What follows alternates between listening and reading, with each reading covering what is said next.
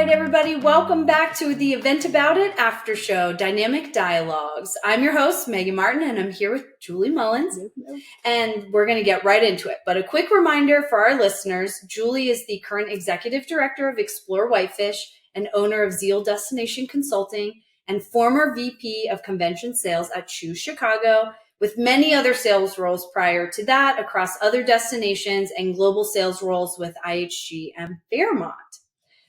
So we kind of hint on this in the podcast a little bit, but you've moved recently, like within the last year or two, from a major tier 1 destination, Choose Chicago, where they had, I don't know the numbers, but probably a fair amount of leisure and group, but group definitely being a very major, I mean, we're talking multi-million-dollar destination here when it comes to groups.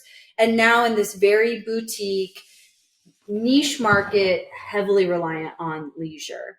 So how has that transition been for you, one?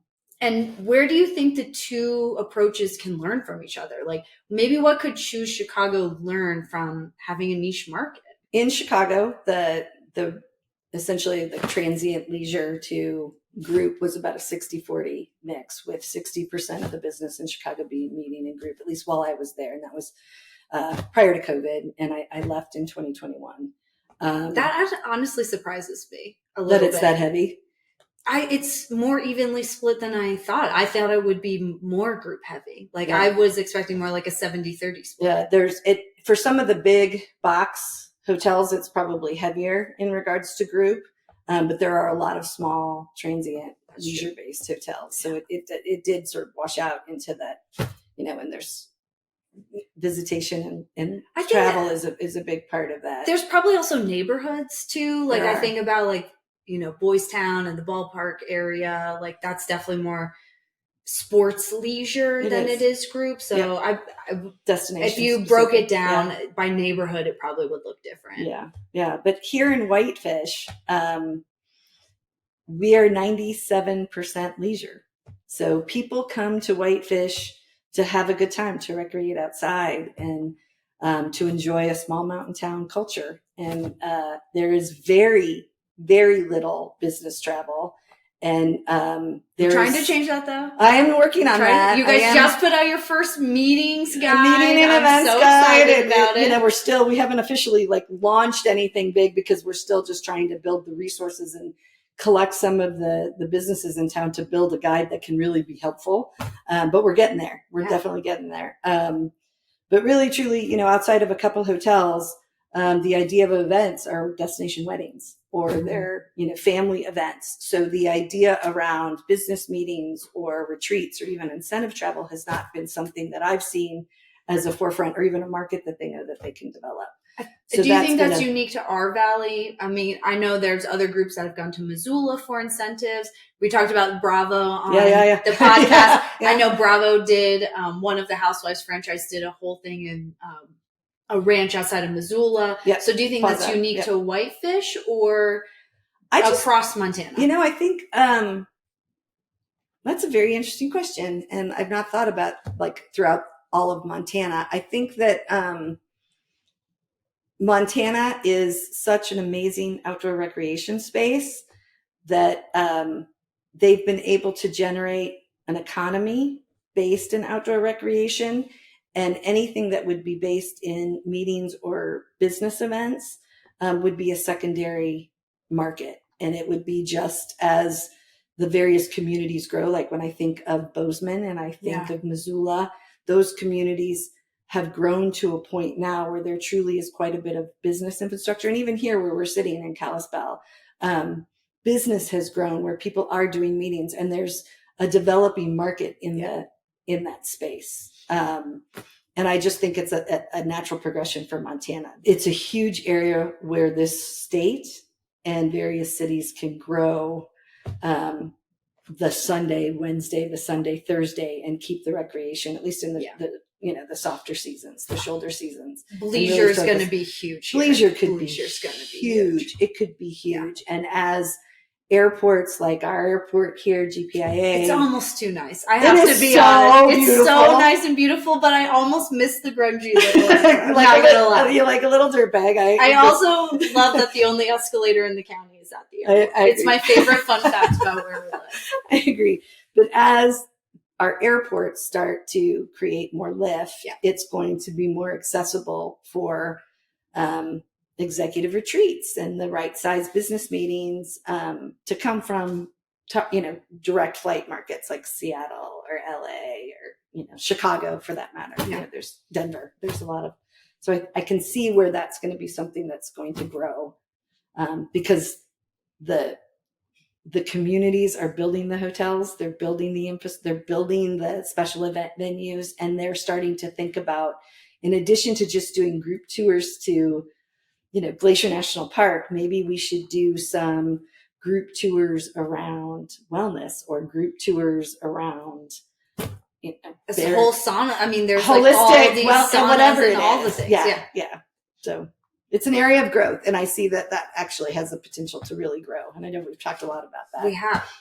What, hypothetically, let's say you went back to Chicago. Not going to happen. We know it's not going to happen. We'll put it out there. Julie's not going back to Chicago. I'm not going to let it happen. I love Chicago, but home is down Montana. Yeah, she's not coming back to Chicago. But let's say, hypothetically, you were going to go back to Chicago. What's something you would take with you from your learnings in Whitefish? Like boutique experiences, the thing that I love most about here, you can get so personalized because it is such a niche market. What something like that would you take to Chicago that maybe they could adapt some of that personalization? There's an authenticity and there's a uniqueness and a realness that comes in a community like Whitefish that has held on so tightly to who they are. This community was built because of the Great Northern Railroad. And it was built with people coming to explore Glacier National Park and coming to log and, different things. It's called Stumptown for a reason. It's called Stumptown for a reason. And there's a tremendous amount of awareness from the residents and even, our city council around, we can't lose our culture. We can't lose sight of that we are a community of people that are outdoor enthusiasts, a very close-knit, take care of your neighbor kind of culture. And they put a priority over that culture, over profit. And they've created certain zoning requirements and rules and regs around. Sure, our Central Avenue has become more tourism focused now, but they still require those businesses to be locally owned. And you don't see North Face, you don't see Helly Hansen, you don't see Lululemon, like you don't see those franchise type retailers on our Central Avenue because they want it to be locally owned people serving not only visitors that come, but also the local community. And if I were to take something back to Chicago, they do, Chicago is very neighborhood specific and there's different cultures within the neighborhood. But I would say we really have to take pride in what that culture is. And we can't diminish it because we want to make a lot of money. I love that. And there's, for those that ever come here to visit where we live, there's an area in between Kalispell and Whitefish that I call the complex. Yep. Which is where all the chains are, all the chain restaurants, the chain stores, they're all situated in one area, which I love because then it allows each of our little towns in this valley to have a real identity. Correct. Yeah. Whitefish has their town. Yeah. All those little mom and pop shops. Kalispell has it. Columbia Falls, Big Fort. Yeah. Like they all get to keep their identity because Main Street is not the flashy lights. Right. It's not Michigan Mile. Right. I agree. It's really, that authenticity is extremely important. And I think not that Chicago doesn't have a culture or an identity, but it's so when you, I think, move from a market like that to something like here, it's so different and appreciated. And it's a different kind of culture and identity. Yeah. And speaking on behalf of the community I'm now a part of, we fight like hell to keep it that way. And it's not easy because like so many other mountain towns, there is a lot of outside investment that wants to come in. And it's really, really hard to keep it just small enough in order to stay real. Yeah. You I know? mean, there's something to love and respect about it. And I think a lot of times, translating that into the events world, and people want to grow their business with events. And I talk a lot about event-led growth and how do you, culture and identity over profit. And how do you do that when you grow your business and leverage these events like HubSpot inbound, for example, how do they keep inbound that marketer focus and all the love, keep that people love the creativity that comes out of that. How does HubSpot leverage that and keep it what it is and the little, convention it started as to like this massive citywide, how do they keep that identity while still making money? Yeah, it's really hard. It's very really, hard. really hard. Yeah. You got to stay true to your mission. You got to stay true to your purpose. Yeah. And sometimes you have to put culture and vision and over you do. profit. And you really do have to make decisions that maybe you're not going to make as much money, but you're maintaining that integrity. And I think and you're delivering that trust back to your community or to your customers. It's the perfect segue into sort of the peaks and valleys of the sales process, because I think a lot of the times we think so like, I got to get the sale done. And we're going to talk about your post that you made about your history in there. But one of the things you wrote in there is there's no such thing as a one-time deal. Yeah. And in the events world, it's a long game. And although maybe you're not my boss today or you're not my customer today, things are always changing. It's a very small, very incestuous industry. We all move jobs and move around a lot. And we play a long game. Mm-hmm. Like I've always thought of when I was in sales, solutioning over selling and what that looks like, and playing the long game over just getting the sale and winning it there. But that takes a mental toll, right? There are some very high peaks and some very high valleys. Having 30 plus years on the sales side of the industry, like how do you mentally navigate the super highs? You're on the top of the mountain, you just closed the biggest deal of your life to, oh my God, we're not even going to hit a minimum of the quarter. Yeah. I was mentored by boomers. So I'm cut from a very different cloth than a lot of the younger salespeople that are starting in this industry. And even my son just graduated from college and he's working in AI sales now.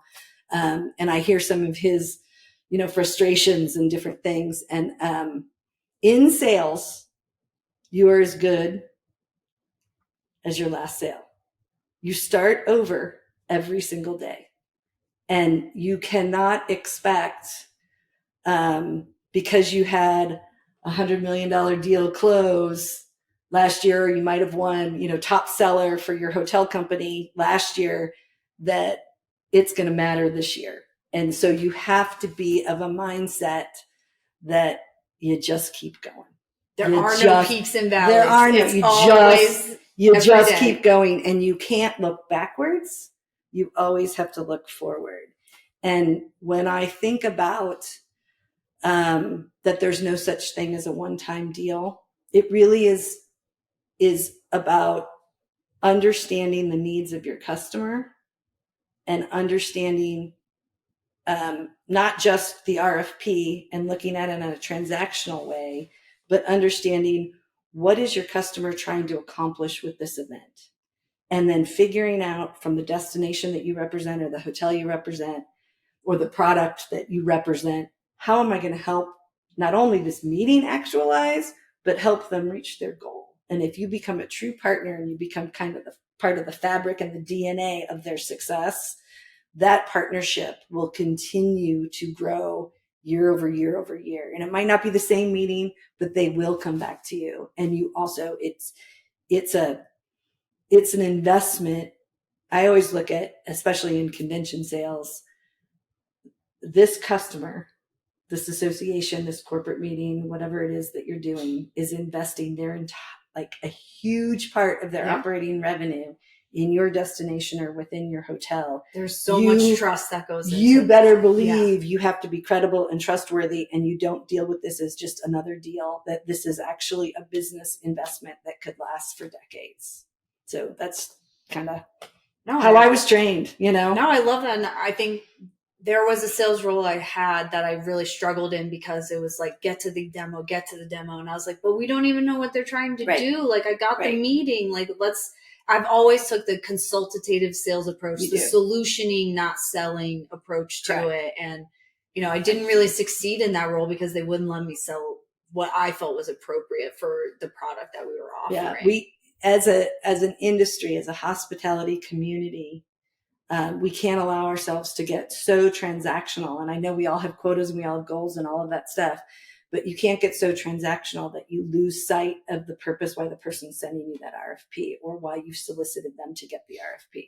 Yeah, we're going to talk in a couple guests coming up on the podcast a lot about the human side of things, because I think as we get more and more deep with technology and AI, we're going to start losing the human side of why we do stuff. And we have a guest coming up, just spoiler alert. She has a book coming out on the human side of selling and the human side of AI and who's on the other end of that data point or that data analytics you're looking at. And I love that because we really, at the end of the day, are solving problems and we're partnering with each other for the greater good. That's why you're good at what you do. You get it. Yeah. I mean, it's why we, at the end of the day, it's why we all do things. It's why we start companies and build products and sure, we all want to make a lot of money and want to be the next Elon or Jeff Bezos or whoever your like visionary billionaire is. But really at the end of the day, why we do it is we're solving problems. Yeah. Yeah. I love that. All right. Switching gears to maybe not so positive topic here, but we have found ourselves in some very precarious times. Things are very uncertain this year. There's a lot of changes going on. You, across your career, have seen the dot-com bubble, 9/11, the Great Recession. I mean, some of modern times' hardest moments. Yeah. How did you persevere through some of that? And all of those drastically affects, really any economic uncertainty hits our industry. Right. I don't want to say more than anyone else because that's probably not true, but it's a lot. We're seeing our friends from Canada right now canceling meetings left and right, not coming to meetings, federal grants getting canceled. There's a lot of things going on. So not to get into the politics or anything of that, but just the mental fortitude you have to get through some of these, like, all right, we're going to have to grind right now. How do you do that? It's twofold. So as a manager, going through some of that and having a team that was so full of fear because they weren't making their numbers, it's how do you keep your team engaged? How do you keep them motivated? How do you keep them inspired to continue to call even though nobody would call them back? Or for every negative comment, it reads, 25 other negative comments. For every positive comment, it disappears. So you really have to, as a manager, be aware of how your team is feeling and coach them in whatever manner reaches them to keep them motivated. As a manager that has a goal that has to be achieved with her team and maintaining that accountability, during a downturn, I remember, so many times, I get sitting in Chicago in particular with, again, the Uber politics and, funding woes here and there. You think a city that, we would book 2.6 million room nights a year. We book, a tremendous, I think our goals, I was talking to somebody the other day and we were just talking about the billions of dollars of economic impact that we were responsible for within that center. You have to make sure that what you're doing is still providing a way of life for the cab drivers and for the wait staff and everybody else. So there's a tremendous weight that you carry and you might have less money. I remember at one point, it was Don Welsh. We had, an operating budget, I think at that point of like $35 million. And it was like literally cut to nickels. And he was like, Julie, you have to readjust your budget. And Mark Anderson was my VP at the time. He was like, we have to cut the budget. And I just remember looking at, some of the sales folks that I was leading at that point. I'm like, okay, you can't go to this show. You can't do this show. You can't take people to lunch. You can't take them to dinner. You have to see if somebody else can, pay for that, but yet you still got to close the deal. Yeah. We're now chaining you to your dad's, but you have to. And again, it comes down to the why. Yeah. It's like, why are we doing this? Why are we here? Why do we have these issues right now?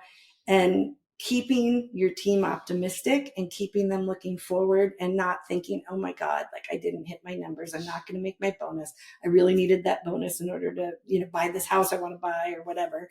It's just keeping focused forward and understanding this is why this is happening and this is where we have to go, and being innovative in how to get there. And I will tell you, when I was in Hawaii, again, a very short period of time that I was in Hawaii, I started in, I guess it was March of 2008, and in September 2008, the world fell apart. And I went from having a fairly By the way, I graduated college that year and had to find a full-time job in the middle of the worst economic recession of our lifetime. I was going through a divorce and I was raising 2 kids. Anyway, it was a rough year for everybody. It was a shit show. Can I say that? Yeah, you can say All right, it was a shit show. But I remember sitting there as a salesperson with, life things going on and seeing my funnel that I had worked so hard to build literally disappear overnight. Like within a 48-hour period, every piece of business that I had built to a tentative and was hoping to close just disappeared because nobody would consider the additional costs and freight, shipping, and all that. I mean, we stuff. didn't even talk about the pandemic. I didn't even add the pandemic to this. That's a whole talk about canceling overnight. I mean, it was, you see all that just disappear in a blink. It was crazy. But at the end of the day, like Hawaii, it was about what do we have to do to keep the people that live in Hawaii and the people that work in the hospitality industry going, because they didn't have the same options as the mainlanders had. And that was my drive. I found a drive through looking at, wow, there's no one in those restaurants. Wow, there's no one staying in those hotels right now. We've got to figure out a way to get people here. And we started hunting like crazy. So I don't know if you just realize that your full circle moment of coming to Whitefish and the ski bumps have to have something to do when it's not ski season. The restaurants and one of our favorite spots, Spotted Bear, they have to have butts and seats. They have to keep distilling, and your why is now very much translated to what you're doing here for Whitefish. It is. Yeah. There's not when I look at Whitefish, here we are, a small mountain town, shadow of Glacier National Park, surrounded by unbelievably pristine, gorgeous wilderness. There's not a lot of business infrastructure. There's not a lot of manufacturing. There's not a lot of job opportunities for people that come in here, and hospitality is the primary driver.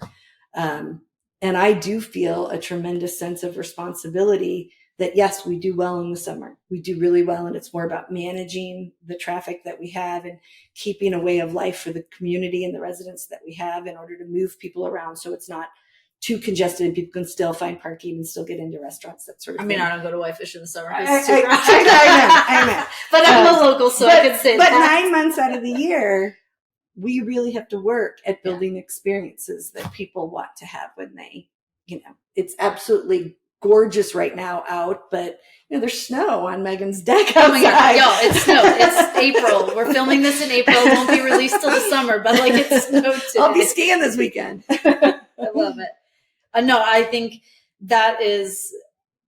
why even in the uncertainty right now, it doesn't mentally affect me as much because I have my why and I know why I'm doing the job that I'm doing. And I know we got through 2008. We came out of the pandemic. I think we're still kind of coming out of the pandemic in some ways, but we persevered. We found a way. We knew we had to still get people together. Like I've never lost sight of the Northern Star of why we're doing stuff. So I think now it's like, okay, we're going to have to readjust. We're going to have to get inventive, but the world's not going to. Right. But what you just hit on in that you got to keep your head down and do the job that's in front of you. And you can't get absorbed with all the extracurricular stuff that's going on in the world. Because yes, we're 50 miles from Canada and there's a very good chance the Canadians aren't going to come down this summer and spend their dollars. But again, we have to focus on how do we build the right kind of business then, or how do we build business that will come to Whitefish this year, even though, the political climate might not be one that we're going to see people from BC or from Vancouver coming down. Yeah. I love that. That's great advice because this isn't going to be the last time something like this happens, Right. I mean, it's not. There's always going to be something. And so I had to take a deep breath though, because it is a lot. It is a lot. There's a lot going on. It's definitely something to, not make light of, for sure. Yeah. For sure. All right. So last thing, I want to read back some of the professional takeaways. You said your favorite professional takeaways in your anniversary year. So this is what you said. Selling starts at no. Anything before that's just order taking. There's no such thing as a one-time deal. Kind of talked about that. Empowering your team builds trust in future leaders. Talked about that too, especially in these uncertain times. I think leaning on your team and each other is probably the only way to get through it. Yeah. I think we saw that a lot during the pandemic. Listen deeply and often. Talked a lot about consultative selling, solutioning. Celebrate progress, not just the win. Oh my gosh, huge one I think we get lost in. Invest in your own professional growth. Trust your team. Share the why. When people understand the bigger picture, they feel more connected and inspired to get it right and learn something new every day. Those are a lot of amazing takeaways. We've talked about most of them. Is there one that is still resonating with you deeply now? Like that, if you think about the work you're doing right now, that you're like, man, that's great advice. I still take it every day.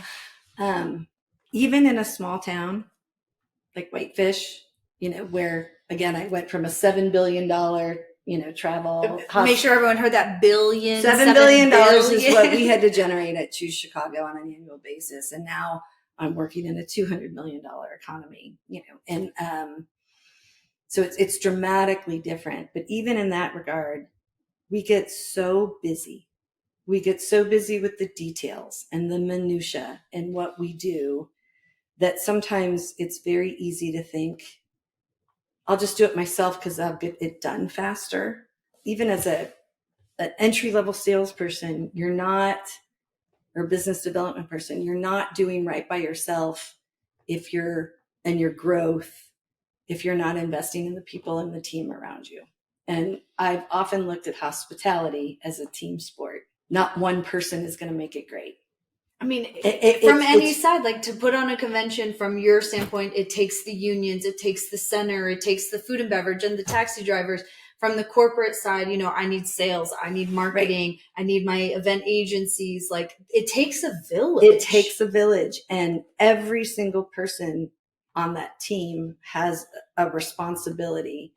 And even if you're the executive director, what I do is no more relevant than what my social media manager is doing and putting out a Desperate Housewives, post on April Fool's Day. Like it is, we're all in this together and we have to work together. And so when I listen to that, I think it really is about trusting the people that you work with, and it's mentoring and it's being a part of a team and a community.